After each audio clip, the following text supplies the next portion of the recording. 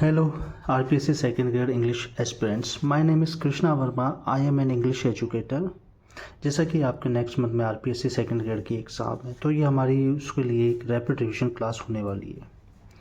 तो इस today we are going to study about major literary periods and our topic is renaissance. तो जो renaissance था वो 1500 से लेकर 1660 तक, इसका जो ड्यूरेशन था, टाइमिंग जो था वो 1500 से लेकर 1660 तक था। Renaissance is a French word. Renaissance एक फ्रेंच वर्ड है जिसका कि मीनिंग जो होता है वो होता है rebirth, reborn and reawakening.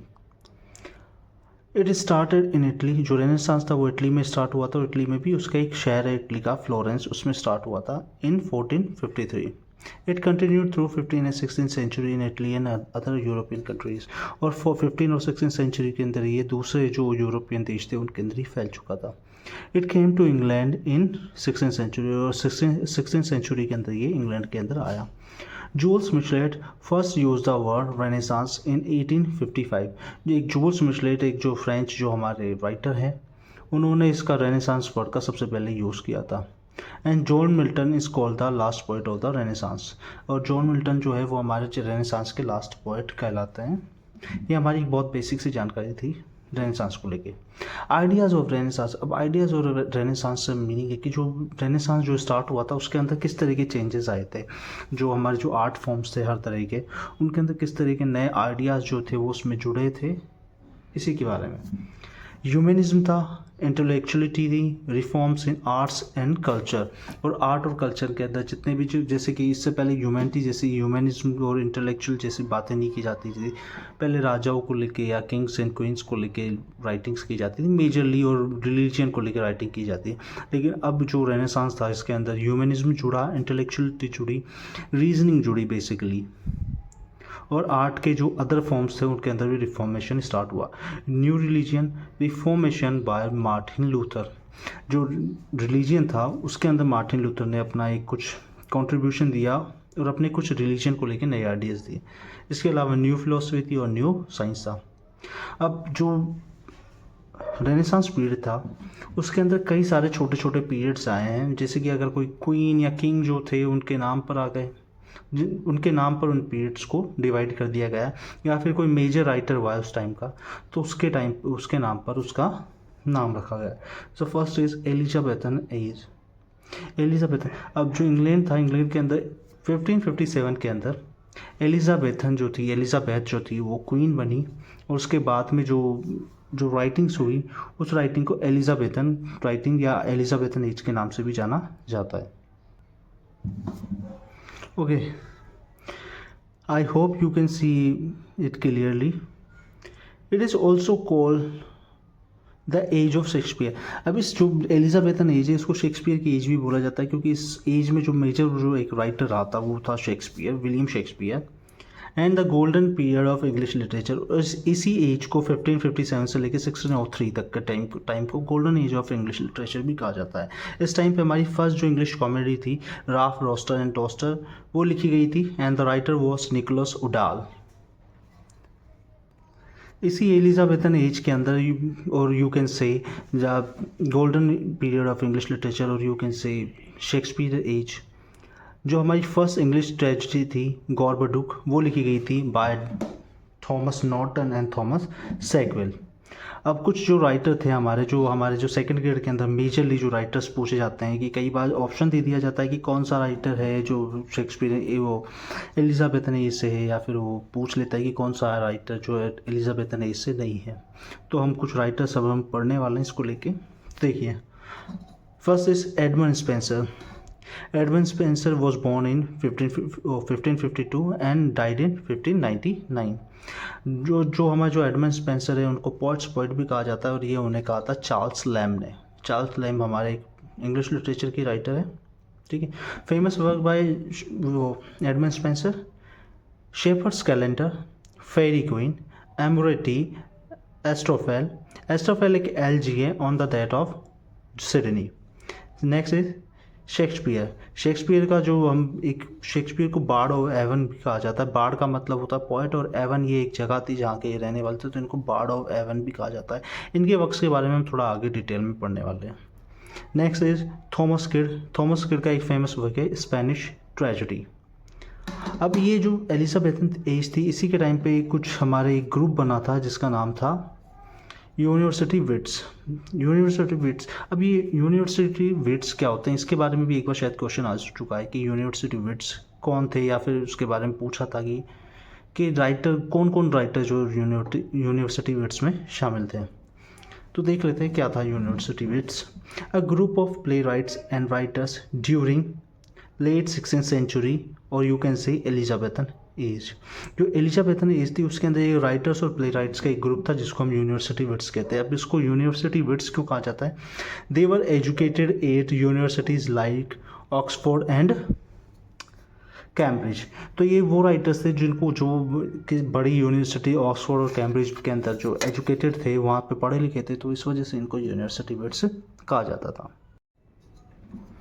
Okay, तो हमारे जो ये जो टर्म जो थी university wits was given by Robert Greene. Robert Greene भी एक राइटर थे, यूनिवर्सिटी विट्स में ही थे वो भी, उन्होंने ये टर्म दी थी यूनिवर्सिटी विट्स।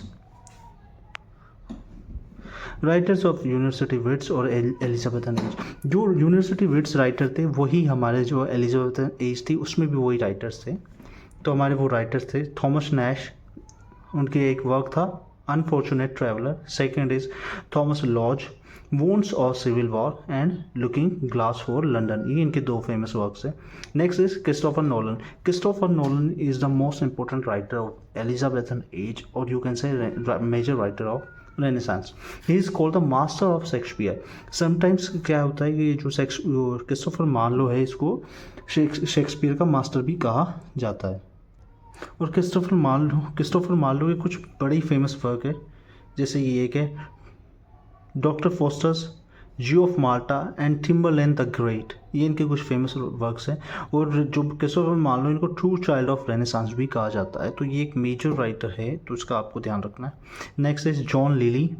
जॉन लिली का है Euphues and Endymion. Next is Robert Greene. Robert Greene का है ऑरलैंडो फ्यूरियोसो। जॉर्ज पील का है ऑल वाइफ्स टेल। आपको क्या है कि जो भी एज है उसके अंदर आपको बहुत ज़्यादा डिटेलिंग में नहीं जाना है, मेजरली उसके बारे में कुछ बेसिक पढ़ना है, और जो उसके मेजर राइटर्स थे उनके मेजर वर्क्स का ध्यान रखना है, क्योंकि सेकेंड ग्रेड में यही पूछा जाता है ज़्यादातर कि कौन सा राइटर किस पीरियड से था, और या फिर किस राइटर का कौन सा वर्क है, इसी तरह के क्वेश्चन आते हैं।